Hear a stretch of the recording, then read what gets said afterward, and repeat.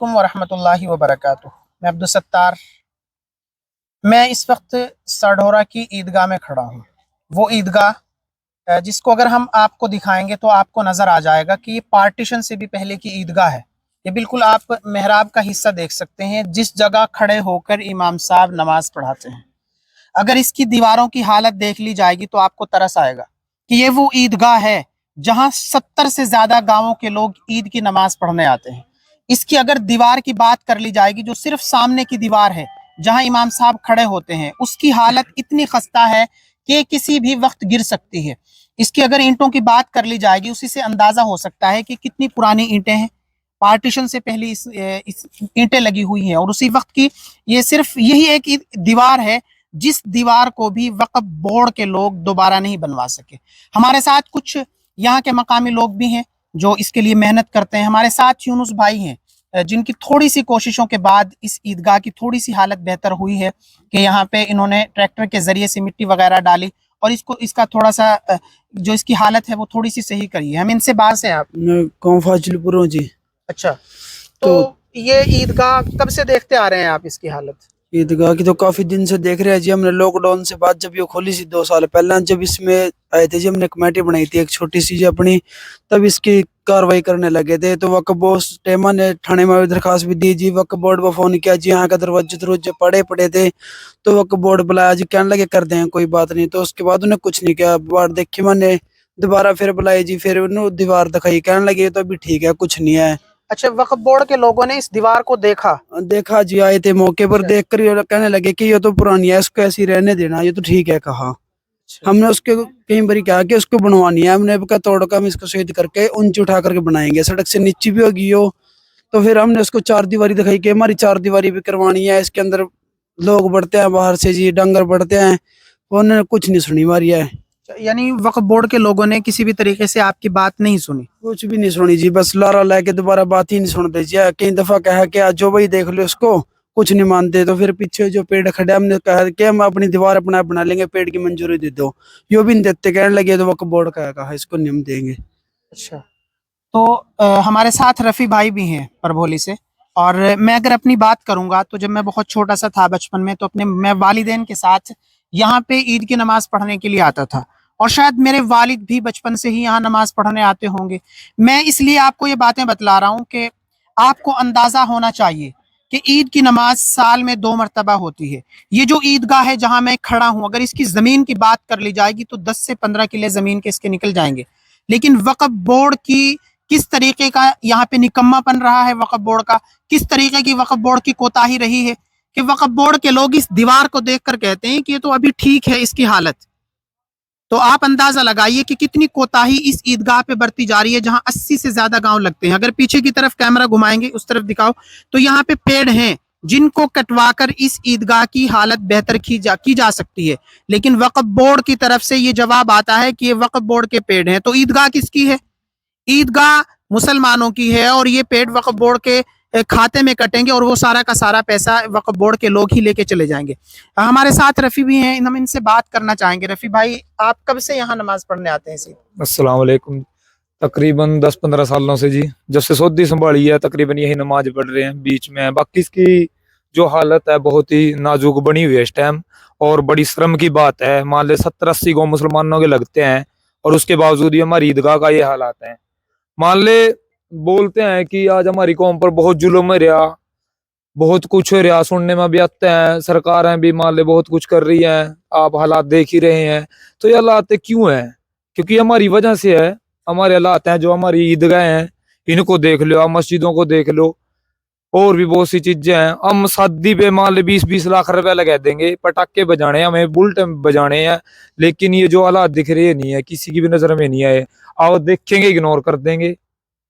अब भाई बता रहे थे, यूनुस भाई ही बता रहे थे कि वक्फ बोर्ड से हमारी बात हुई है और वक्फ बोर्ड ने इस दीवार को देख के ये बोल दिया कि इसकी हालात ठीक है, ये पुरानी दीवार है, इसको तोड़ा ना जाए। क्यों ना भाई तोड़ा जाए?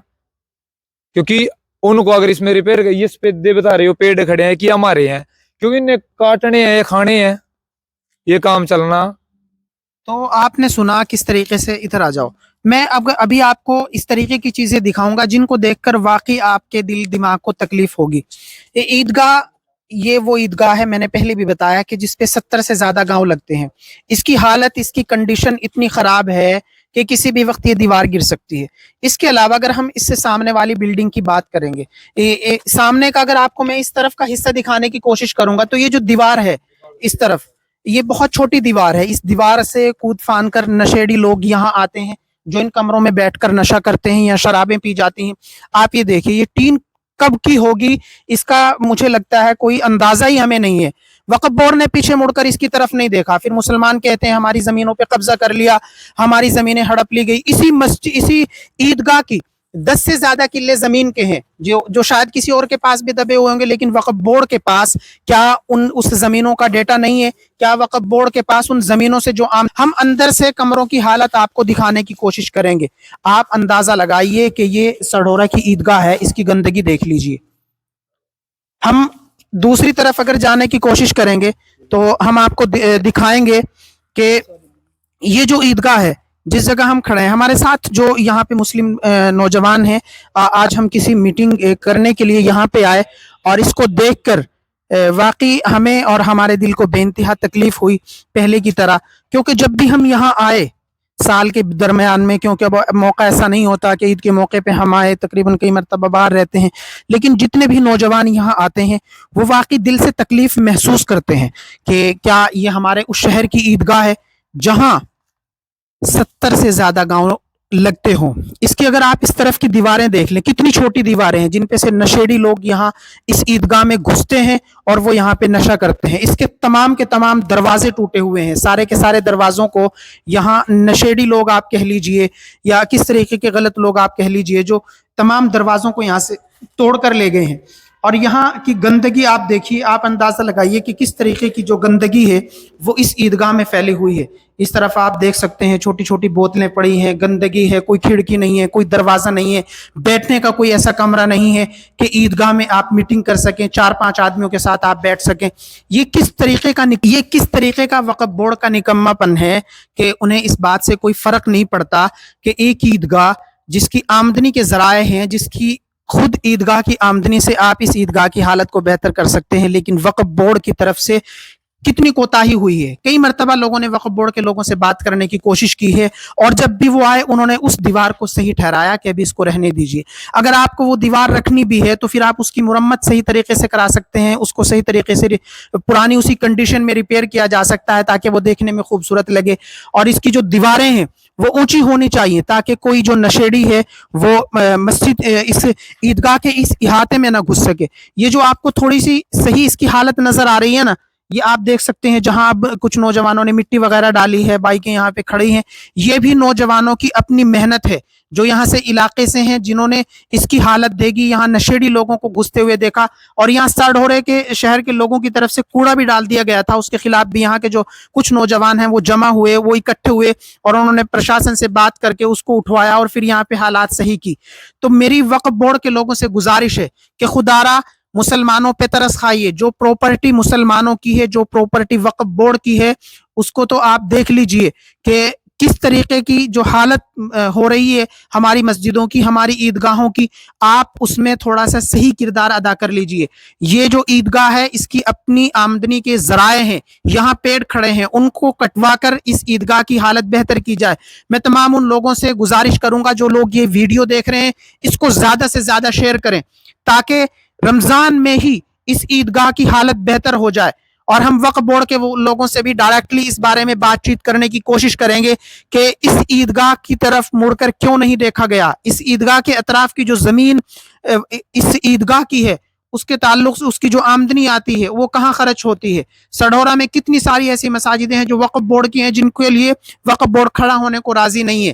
تو آپ لوگوں سے گزارش ہے کہ آپ بھی خدارا اس عیدگاہ کے لیے کچھ خرچ کریے. 70 گاؤں لگتے ہیں، لوگ مل جل کر بھی اس عیدگاہ کی حالت بہتر کر سکتے ہیں. یہاں 1-2 اچھا کمرہ ہونا چاہیے جہاں بیٹھا جائے. اس کی دیواریں اونچی ہونی چاہیے کہ کوئی نشیڑی اس میں اندر نہ گھسائے. اس میں جو پیڑ ہیں وہ کٹوا کے اس عیدگاہ پہ لگا دینے چاہیے. تو انہی باتوں کے ساتھ ہم اپنی اس ویڈیو کو ختم کرتے ہیں. ہمارے YouTube channel truth with Abdul کو کر لیجیے سبسکرائب تاکہ آنے والی تمام ویڈیوز کی نوٹیفکیشن آپ تک پہنچتی رہے. السلام علیکم.